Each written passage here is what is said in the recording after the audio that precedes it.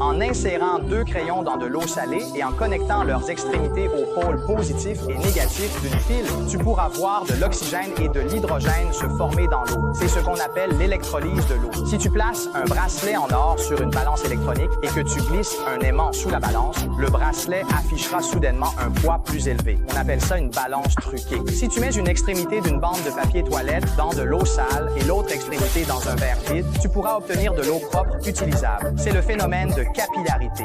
Place un plateau sur un verre, puis mets un tube en papier sur le plateau et pose un œuf sur le tube. Si tu donnes un coup rapide pour retirer le plateau, l'œuf tombera directement et proprement dans le verre. C'est le principe de l'inertie. Enroule du fil de cuivre en spirale autour d'une grosse vis, puis connecte les 2 extrémités aux pôles positifs et négatifs d'une pile. Tu pourras alors soulever des objets en fer sur la table. C'est le principe de fonctionnement d'une grue.